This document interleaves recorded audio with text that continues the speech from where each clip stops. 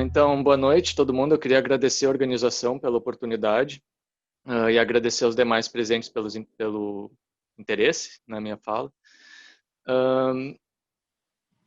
Vamos lá, então. Aqui é um roteiro que eu pretendo apresentar. Espero conseguir fazer dentro dos 20 minutos, que é um esforço um pouco hercúleo, mas vamos lá. Esse PUST aqui que eu menciono, né, alguns falam PUST, outros falam PUST. Eu ouvi falar que é PUST, certo mesmo. Eu vou discutir um artigo dele, ele é um autor influente na literatura sobre intuições, na filosofia, e eu vou discutir um artigo dele que foi publicado num volume de 2014, que é dedicado às intuições. Nesse artigo ele formula o racionalismo moderado como a seguinte tese, né, que eu vou abreviar como RM. RM. Intuição racional de que P é que é uma variável para a proposição, é justificação prima facie para crer que P. Isto é, se um sujeito tem intuição racional de que, então ele tem justificação epistêmica derrotável e presumivelmente falível para crer que P. Isso, aqui é bom deixar as cartas na mesa já. Eu aceito essa tese, certo? Eu sou um defensor das intuições e de que há justificação a priori, que há conhecimento a priori. Né? Se aceitar o racionalismo moderado é suficiente, parece ser para ser um racionalista, eu conto como racionalista. Então, eu quero deixar isso claro já, porque pode ser interessante para perguntas que sejam feitas depois ou não, mas é porque, apesar disso, o meu tom aqui vai ser, o meu tom não, o teor das minhas críticas vai ser predominantemente negativo em relação a coisas que o Pust alega, certo? Mas só para esclarecer um pouco, a ideia é que a justificação aqui que intuição racional seria justificação epistêmica, ou seja, é a justificação com base na qual a gente pode ter conhecimento, certo? Pode saber que P com base numa intuição racional de que P. E nesse sentido, né, numa maneira tradicional de se pensar sobre justificação epistêmica, ela é conducente à verdade. E além disso, ela é derrotável, ou seja, podem surgir contra-evidências que façam com que eu perca essa justificação. É isso que quer dizer que ela é prima facie. Quer dizer simplesmente que ela não é a última facie, né? Não é aquela justificação que não admite que não impede que se possa adquirir contra-evidência. E um acréscimo que eu faço aqui é que ela é falível, né? O Pust ele não alega isso, mas eu acho que ele consideraria que, por hipótese, pelo menos, o racionalismo moderado aqui não se compromete com a tese de que se você tem intuição racional de que P, então P é verdadeira, né? Ao menos não necessariamente. É possível ter uma intuição racional favorecendo uma proposição falsa. O entendimento do Pust, ainda nessa linha, é minimalista, certo? Uma intuição racional de que P é uma atitude proposicional, distinta de uma crença ou de um juízo, ou seja, tu ter uma intuição racional não implica ter uma crença acerca do conteúdo sobre o qual você tem a intuição, onde P se apresenta como verdadeira, ao sujeito que tem a intuição de uma maneira característica. Essa maneira característica é um parecer verdadeiro que independe de experiências perceptuais, certo? Aqui é uma maneira também típica de dizer que isso seria um caso de justificação a priori, que depende apenas da consideração do conteúdo de P, ou seja, apenas da consideração do conteúdo da proposição. Eu vou dar alguns exemplos. Aqui eu vou assumir que vocês têm familiaridade com os casos Gerer. Dados os limites de tempo, não vou apresentar nenhum mais detalhadamente, mas a ideia é que quando a gente considera um caso Gerer, a gente pensa que o sujeito, no caso, não tem conhecimento, né? E isso significa que nós temos a intuição de que a proposição S, né? S sendo digamos, o termo que a gente representa o sujeito, S não sabe que P, no caso Gerer. Esquematicamente falando, né? Claro, quando a gente preenche os detalhes do exemplo, a gente vai formar, de fato, uma intuição acerca da proposição relevante, que é de que o sujeito, no caso Gerer, não tem conhecimento. Mas outros exemplos seriam, se um objeto X é maior que um objeto Y e Y é maior que um objeto Z, então X é maior que Z, certo? Também teríamos a intuição racional a favor desse conteúdo, né? Só pela consideração dele, nós seríamos, digamos assim, atraídos pela verdade dessa proposição. Punir de inocentes errado, e um caso clássico, 5 mais 7 igual a 12. Né? Os exemplos eles se proliferariam, mas eu acho que esses já bastam para que fique capturado qual é a ideia aqui por trás dessa conversa sobre o que são intuições racionais. O Pust, então, nesse artigo dele, ele discute essas duas teses. Ele não dá esses nomes, sou eu que dou para facilitar a exposição. A tese A, que é a tese de que evidências empíricas são necessárias para justificar a aceitação de RM, né, do racionalismo moderado, e a tese B, que é a tese de que evidências empíricas são suficientes para persuadir um empirista a aceitar RM. Pust argumenta contra 3 defesas dessas teses. Argumenta contra 2 argumentos em defesa de A e contra 1 argumento em defesa de B. Aqui eu vou discutir só 2 argumentos mais especificamente do Pust nesse artigo, pelas limitações de tempo e também porque são os argumentos que eu acho mais interessantes, mais convincentes. Tem um argumento que ele dedica metade do artigo discutindo, mas que eu acho um argumento muito ruim. Então eu nem vou entrar no mérito desse argumento. Caso alguém tenha lido o artigo e queira comentar alguma coisa, tudo bem, depois na discussão, mas aqui na apresentação eu vou me concentrar nos argumentos que eu acho que são mais pertinentes. O primeiro argumento que eu vou discutir, então, é esse argumento da confiabilidade, né? Lembrem, a tese A aqui é a tese de que as evidências empíricas são necessárias para justificar a aceitação de RM. Então, esse é um argumento que tenta estabelecer essa tese, certo? E por isso que o Pust vai criticar esse argumento. O argumento é o seguinte: primeira premissa, se um processo R é uma fonte de justificação prima facie, então R é confiável. Aqui a gente tem só uma instanciação do que seria uma suposição confiabilista sobre a natureza da justificação.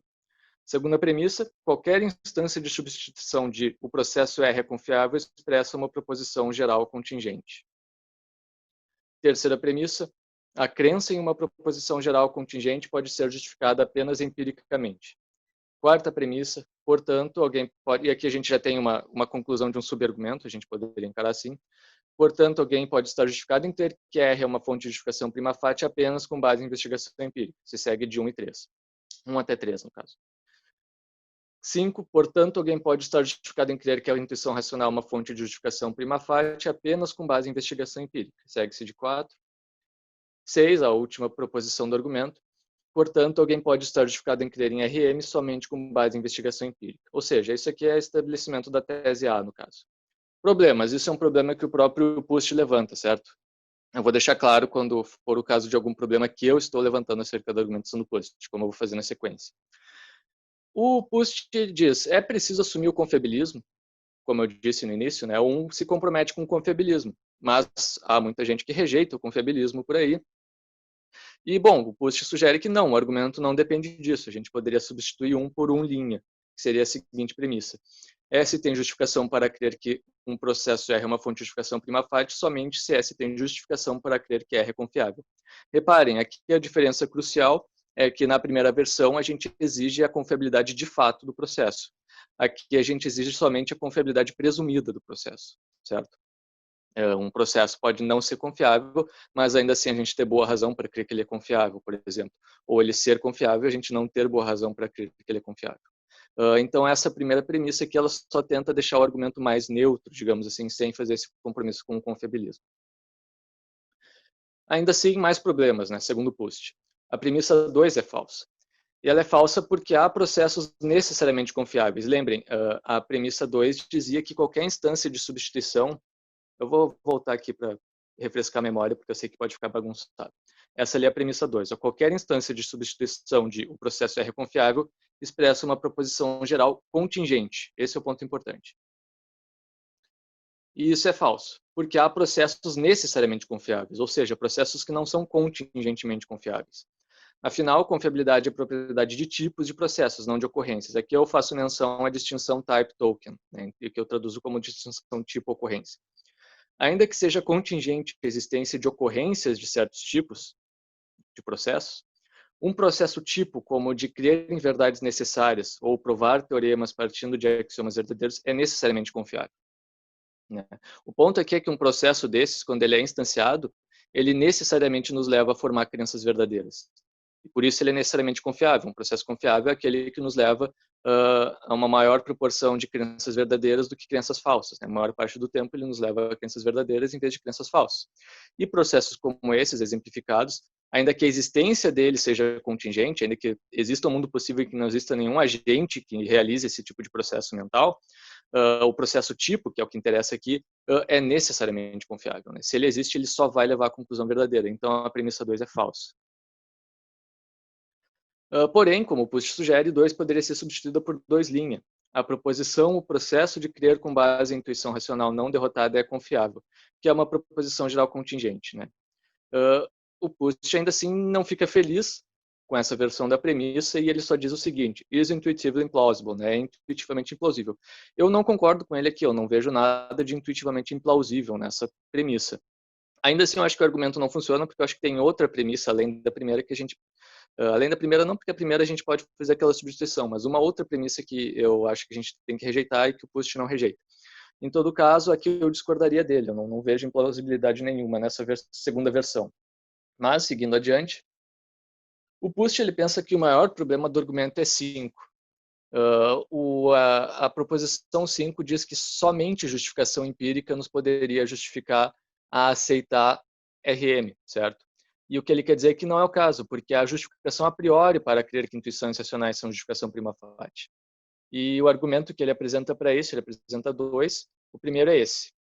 Se RM, o racionalismo moderado, é verdadeiro, então temos a intuição racional de que o racionalismo moderado é verdadeiro. Aqui já nessa primeira premissa eu levantaria um problema. A gente tem mesmo essa intuição, né? Não sei vocês, eu não tenho essa intuição. Se eu considero o conteúdo do racionalismo moderado, que é essa tese de que intuições racionais são justificação prima facie, ainda que eu aceite, eu não tenho a intuição de que essa proposição é verdadeira. Não é um conteúdo que só pela consideração dele, só pela consideração dessa proposição, ele me pareça verdadeiro. Em todo caso, segundo a premissa desse argumento do Pust, prossegue. Se há intuição racional de que o racionalismo moderado é verdadeiro, então não 5. Não é o caso que alguém pode estar justificado em crer que a intuição racional é uma fonte de justificação prima facie apenas com base em investigação empírica, certo? Logo, se o racionalismo moderado é verdadeiro, a premissa 5 do argumento da confiabilidade é falsa. Reparem aqui que assumir a verdade do racionalismo moderado não é um problema, porque isso não está sob disputa. O que está sob disputa é a questão de como se justificaria a aceitação do racionalismo moderado, mesmo que por hipótese se conceda que ele seja verdadeiro, ou se assuma que ele seja verdadeiro. O Pust ele oferece também um argumento indutivo para a mesma conclusão, né, de que 5 é falsa. E esse argumento também assume que o racionalismo moderado é verdadeiro. E esse argumento indutivo poderia seguir da seguinte forma, né, seguindo essa inferência indutiva. Primeira premissa, nos casos C1, CN, onde esses casos, né, C1, CN aqui são siglas para abreviar casos em que a gente considera intuições, como aqueles exemplos que eu dei antes, 5 mais 7 igual a 12, punir o inocente errado, vocês podem multiplicar à vontade. Nos casos C1, CN, intuições racionais são justificação prima facie, certo? Nós poderíamos pensar que em primeira pessoa, por introspecção, fazer esse tipo de reflexão e chegar nesse resultado. Logo, a gente estaria autorizado a inferir por indução, temos justificação a priori para aceitar o racionalismo moderado. A ideia é que, ainda que não tenhamos a intuição de que o racionalismo moderado é verdadeiro, podemos ter justificação inferencial e a priori para crer que ele é verdadeiro. Reparem, aqui nessa inferência indutiva, segundo o Pust, toda a justificação da qual a gente dependeria seria a priori. Eu faria algumas ressalvas aqui, eu acho que a gente depende também da introspecção. O Pust levanta um ponto que ele acha que não, eu discordo dele, mas não vou entrar nesse detalhe, porque o que interessa é que, mesmo que a gente dependa da introspecção, ainda assim a nossa justificação seria toda ela da poltrona, como a gente costuma dizer. A gente só dependeria de justificação a priori e de introspecção, e talvez memória. Mas só isso, a gente ainda assim não precisaria de justificação empírica em um sentido mais forte, que fosse além desse papel que a introspecção desempenha. Um problema do argumento da confiabilidade que o Pust não menciona, e que eu apontaria, é que a proposição 5 depende de 3 e 3 é falsa, porque 3 assume que a confiabilidade, se ela for contingente, ela é algo que não pode ser conhecido a priori, só que isso é falso. Pode haver conhecimento a priori de verdades contingentes. Tem um exemplo que eu trago aqui de uma maneira bem apressada até, mas é para simplificar a discussão, que é do Hawthorne, do John Hawthorne, no artigo de 2002. Se um corpo evidencial é o caso, então T. A ideia é que é o seguinte, se nós temos uma série de experiências, digamos, que seria um corpo evidencial, vocês podem pensar em experiências perceptuais mesmo. Vocês têm experiência de que estão sentados, etc. Podem listar uma série de fatos que parece que vocês sabem com base em experiências perceptuais. A ideia é que se esse corpo evidencial é o caso, né, se de fato essas experiências são o caso, então ter onde ter uma teoria que explica essas evidências é verdadeira. A ideia é que essa condicional aqui captura o tipo de inferência que nós fazemos quando a gente faz inferências abdutivas, né? Inferências para melhor explicação. onde a gente parte de certas evidências e infere aquela teoria que melhor explica essas evidências, né? Infere a verdade dessa teoria com base em ela ser a melhor explicação. Se é possível haver conhecimento a priori de verdades contingentes, como eu penso que seja, então o racionalismo moderado ser contingente não é boa razão para crer que ele não possa ser conhecido a priori. Então essa é uma razão minha, não do Pust, para rejeitar essa premissa e, portanto, rejeitar o argumento da confiabilidade. Então, concordamos que o argumento da confiabilidade falha e que a tese A é falsa, mas é a tese B. Evidências empíricas são suficientes para persuadir um empirista a aceitar o racionalismo moderado? O Pust ele alega que B também é falsa, só que nesse caso eu discordo. E ele apresenta esse argumento como o argumento que defenderia a tese B, né, que defenderia que as evidências empíricas seriam suficientes para persuadir um empirista. Primeira premissa: se um empirista aceita que crenças para as quais temos intuições racionais são justificadas, reparem, aqui o que o empirista aceita não é que nós temos crenças que seriam justificadas por intuições racionais, né? Isso, obviamente, é algo que o empirista nega. O ponto aqui é só que há crenças que o empirista pensa que são justificadas, ainda que não sejam por intuições racionais, certo? E o racionalista ele quer alegar que, bom, essas crenças que o empirista concede que são justificadas, a gente poderia ter a justificação para essas crenças com base em intuições racionais. Então, retomando, se o empirista aceita que crenças para as quais temos intuições racionais são justificadas e que pode haver evidência empírica para aceitar que essas crenças são justificadas por intuições racionais, então evidências empíricas são suficientes para persuadir um empirista a aceitar o racionalismo moderado. Segunda premissa, um empirista aceita que crenças para as quais temos intuições racionais são justificadas e que pode haver evidência empírica para aceitar que essas crenças são justificadas por intuições racionais. Logo, conclusão, evidências empíricas são suficientes para persuadir um empirista a aceitar RN, que é a tese B. O Pust ele rejeita esse argumento por rejeitar as duas premissas, certo? Ele rejeita ambas as premissas. Contra a primeira premissa, segundo o Pust, um empirista que aceitasse empiricamente e indutivamente proposições da forma S tem a intuição racional de que P e P podem repetir com substituição dessas variáveis proposicionais para diversos casos. Né? Isso seria a base da indução aqui. Né? Com base em evidências empíricas, o empirista ia aceitando proposições dessa forma, né? Essa conjunção. S tem intuição racional de que P e P. Até concluir que intuições racionais são confiáveis, ainda assim não concluiria, por isso, segundo o Pust, né, que o racionalismo moderado é verdadeiro. Sim, o seguinte: se S tem intuição racional de que P e tem razões empíricas independentes para crer que intuições racionais são confiáveis, então S está prima facie justificado em crer que P. E aqui eu acho que o Pust comete um erro. Ele diz, né, arrematando esse ponto, crucialmente, né, vou traduzir, a justificação última que S teria para crer que P ainda assim seria empírica. E eu acho que ele faz uma confusão nessa alegação. Ele não elabora muito a defesa desse ponto, além de fazer uma analogia, né, um paralelo com o debate das posições reducionista e antirreducionista na epistemologia do testemunho. Que a ideia nesse debate é que para testemunho fornecer justificação epistêmica, segundo o reducionista, a gente teria que ter justificação independente para crer que o testemunho é confiável. Segundo o antirreducionista, não. Você pode adquirir justificação com base em testemunho, mesmo na falta de justificação independente para crer que o testemunho é confiável. E o Pust pensa que algo análogo se aplica aqui, porque ele diz, bom, mas mesmo que um reducionista encontrasse justificação independente para a confiabilidade do testemunho, ainda assim, nem por isso ele se tornaria um antirreducionista. Ele tenta fazer esse paralelo, mas eu acho que é um paralelo infeliz, pelo seguinte: as evidências empíricas não seriam necessariamente parte de uma cadeia de justificação para crer que P, da qual a intuição racional seria apenas uma parte. Reparem, aqui a evidência que o empirista adota ali, ó, S tem a intuição racional de que P e P. A justificação para isso é empírica, mas isso não quer dizer que a própria crença em P, por seguir esse processo de inferência, não vai poder ser diretamente justificada só pela intuição. Né? A própria pessoa ela pode ter só a intuição e, com base nisso, se a intuição é confiável, ter justificação, ainda que ela não passe por essa inferência que só seria necessária para convencer o empirista. Ela não é necessária para que se forme a própria crença com base na intuição e que, dado que a intuição é confiável, como o empirista consideraria nesse caso, a crença seja por isso justificada. Então, o Pust ele faz essa confusão de nível. E, além disso, o empirista ele tipicamente alega que não temos evidência empírica para crer que intuições racionais são justificação. Não que não podemos ter tal evidência, certo?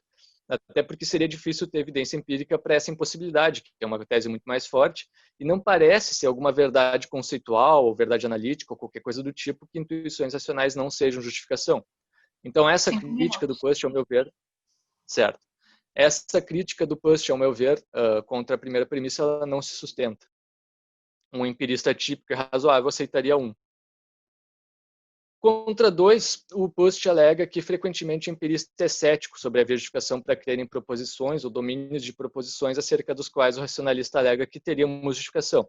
Aqui a gente pode pensar, né, em domínios que muitas vezes empiristas atacam, como conhecimento moral, conhecimento matemático, conhecimento lógico, conhecimento metafísico, conhecimento teológico, estético, ou o que vocês preferirem. A gente sabe que há casos de ataques céticos contra esse tipo de conhecimento com motivação empirista.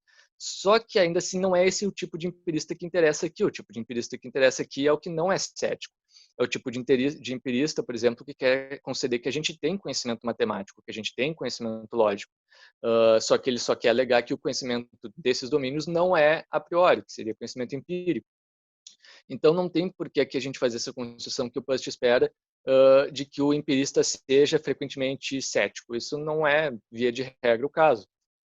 E a suposição é que o empirista não cético aceitaria dois. Né? Esse tipo de empirista, que é um tipo muito comum, talvez até o mais comum de empirista, aceitaria a segunda premissa sem problemas. E é ele que importa nesse contexto. Né? Um paralelo oportuno aqui eu chamo de argumento dos exemplos, mas é o argumento clássico que racionalistas costumam oferecer, dando uma lista de, como os exemplos que eu dei no início da apresentação, uma lista de casos de proposições para os quais a gente parece ter justificação a priori, né? Ou que sejam baseadas em intuição racional.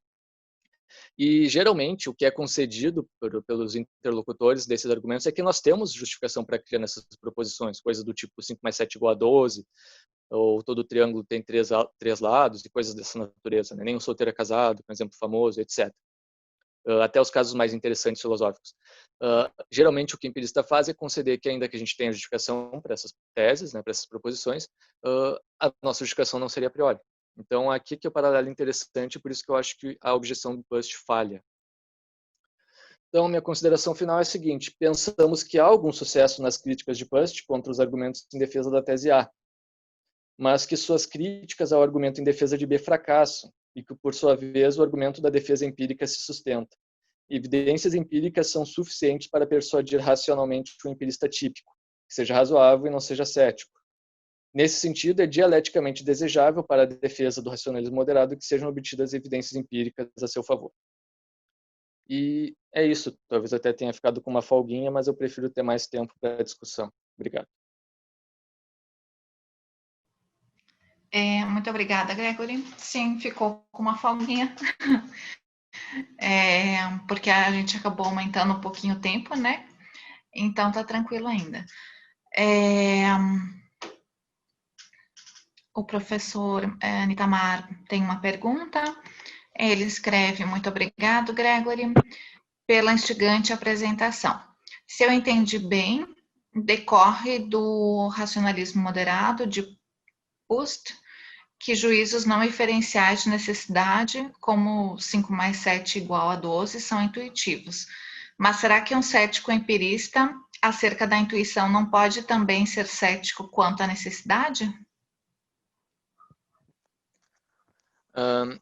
Oi, Nitamar. Obrigado pela pergunta. Repara, isso eu não deixei tão claro quanto eu deveria.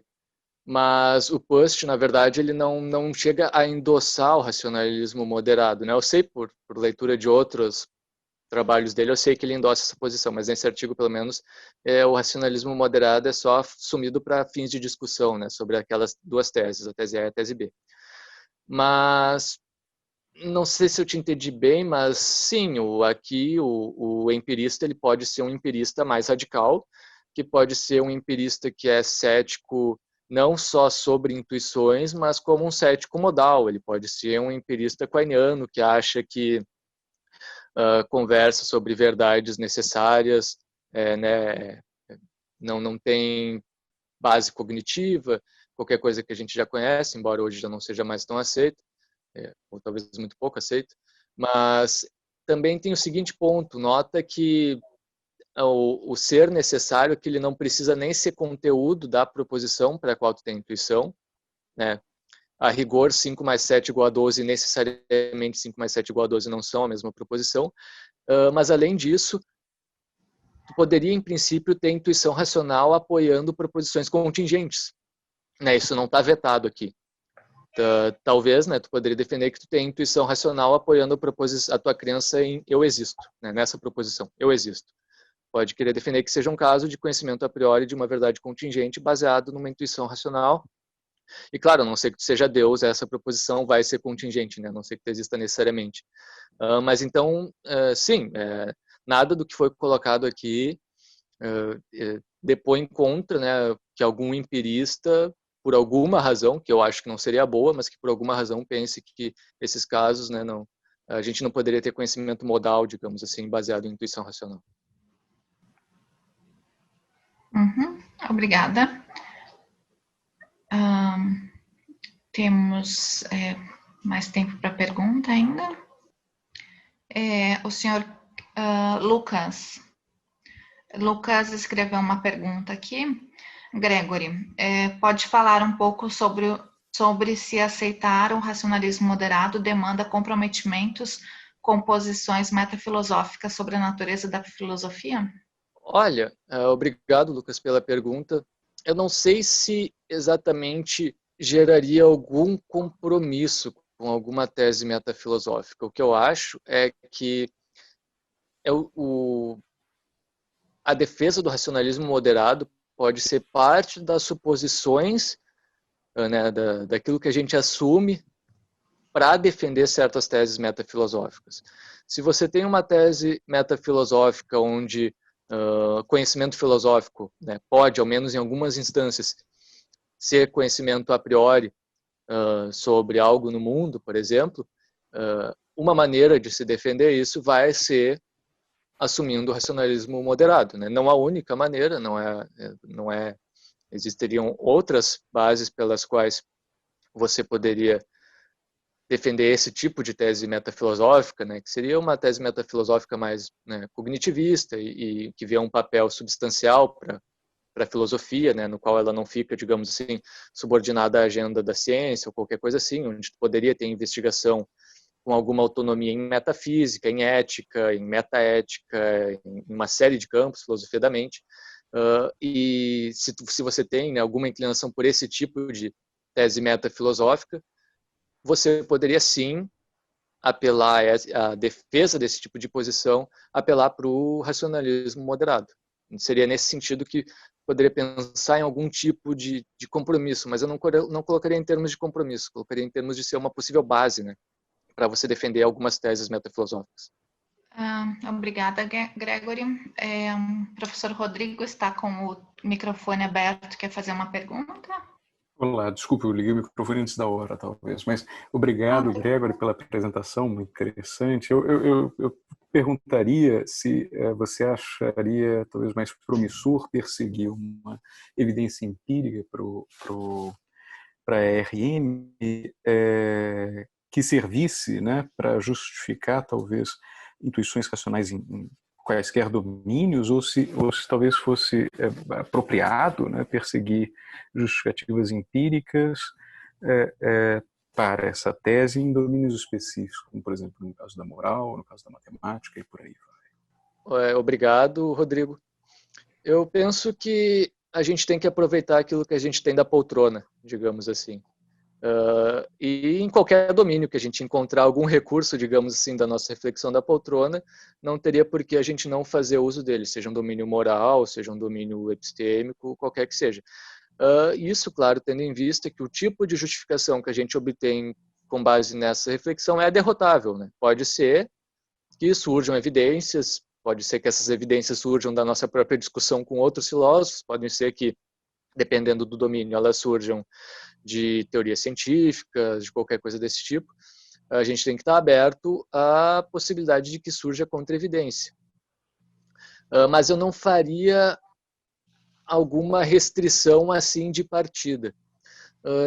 tem um argumento que eu acho mais interessante, que é, na verdade, o argumento que eu acho mais interessante para essa discussão, só que o post não discute ele, que é um argumento do Casulo, do livro de 2003, onde o Casulo defende que o termo experiência seria um termo de tipo natural, um natural kind term, e por isso, e dado que a própria definição de justificação a priori depende da noção de experiência, depende do emprego do termo experiência, porque seria a justificação independente da experiência, digamos assim, dado que a noção de experiência tem esse papel, a noção de experiência participaria das nossas investigações empíricas, então conhecimentos empíricos sobre a própria experiência seriam importantes para a natureza do conhecimento a priori. E isso eu acho mais interessante, certo? E eu não acho que seja um argumento ruim, na verdade eu até estou inclinado a aceitar essa defesa que o Casulo faz, só que eu acho que o que isso tende a mostrar é que talvez o que a psicologia nos mostre, as neurociências nos mostrem, é menos que a justificação a priori não exista, digamos assim, mas mais que ela seja mais heterogênea, certo? Do que a gente pode assumir. E, claro, isso talvez vá na direção que tu está sugerindo. Talvez em alguns casos em que a gente pense, né, que a gente de fato tem justificação a priori, na verdade a gente não tenha, né, talvez em alguns domínios. Ou em outros que talvez a gente pense que a gente não tem, a gente tem alguma base. Então, eu acho que a investigação empírica e científica, a gente tem que estar aberto para que ela possa dar algum resultado nesse sentido. Muito obrigada, Gregory. Tem uma outra pergunta da Amanda, eu vou pedir para que tu respondas a pergunta pelo chat, pode ser? Certo, muito obrigado. Obrigada.